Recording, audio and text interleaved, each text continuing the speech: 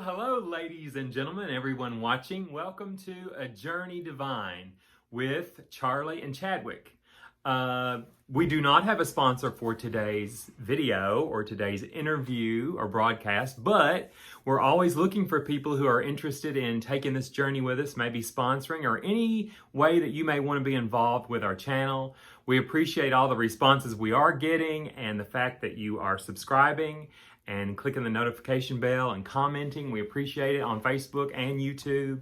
So let us know if you have any questions. Now today, Charlie and I were talking recently, and he met someone in the community where he resides who had a very interesting story. So we decided it would be a great idea to share that story with you. So without further ado, Charlie, take it away. I will. See you in a minute. All right, friends, Chadwick teased this conversation just a minute ago about a conversation I had with a sweet lady that I met in Bowling Green about a month ago. I tried to get her to come on and do an interview with us, but for her, English is probably her third or fourth language, and she's shy by nature. But she told me this story about her faith, and I wrote some of these notes down when I finished talking to her to share with you and share with Chadwick and everybody viewing. I thought it was fascinating, and so Chadwick and I thought that you may find it the same way. Her history is she is from Nigeria in Western Africa, all right? And so she was telling me about I guess I would call it a regional religion there that I had never heard of before. It was about not the worship of necessarily, but calling on spirits to help you. And the way she explained it, where she's from, there is a creator, a divine, a God, as we would say, right? And the creator created many spirits to help the people. These spirits they call Orishas. Orisha is a spirit. And these Orishas were created to guide creation and to guide humanity, to help the people. And so the way she explained it is that these Orishas, most of them at one point in time, were in human form, but now they're in the spiritual realm. And from there, they are very, very active in the lives of the people that call upon them for help. And the way she explained it also is that, even though this faith began in Nigeria or the western part of Africa, now it's really spread across the world because when the people there were enslaved and then shipped across the Atlantic to the Caribbean basin, they brought with them this faith in the Orishas, the spirits that are around them and there to help them. And today in Haiti or Cuba or Brazil, you'll find the praise of these spirits there.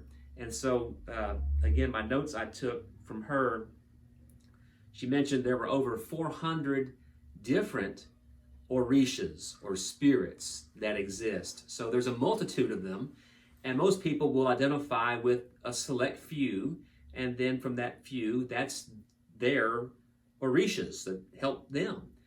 And one that she talked about was an Orisha named Erinlę, E-R-I-N-L-E, Erinlę.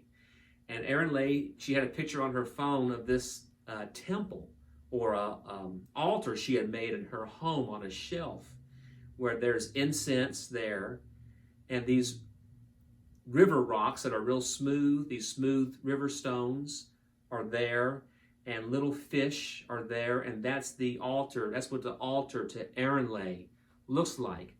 There's a river in Nigeria, the Erinlę River. So this is a water-based, I believe, spirit.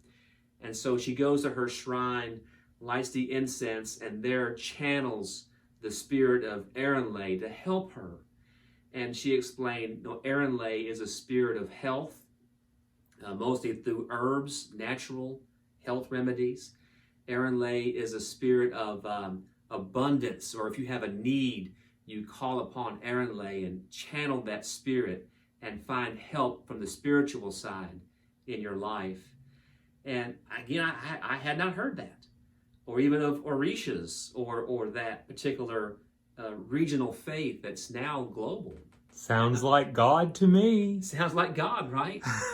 You know, and Chadwick, you say that, you know, we talked about at the beginning of this YouTube channel, we were going to interview, of course, Christians and our Muslim friends, and interview Jewish colleagues and Buddhist and Hindu. And now that we've gotten into it, we're getting to things I had never heard of that are here in this community, faith life, including calling upon Orishas for help.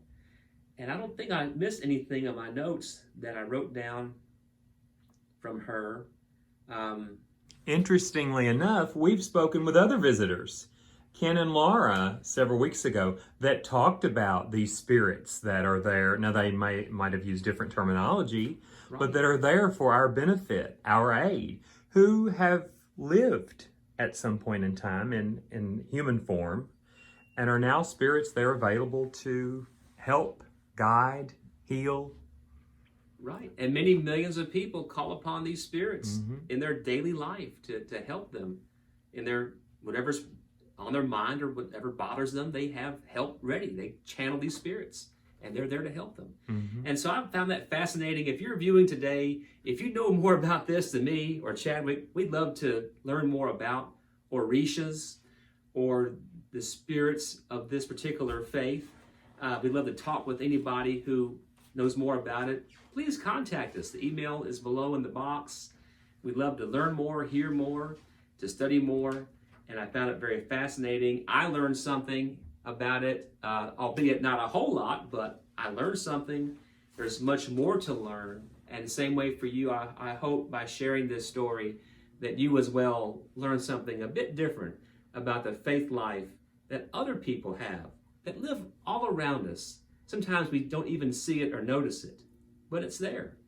And so with that, I'll end my story, and we'll have another small treat coming up for you at the end of this episode. Thank you.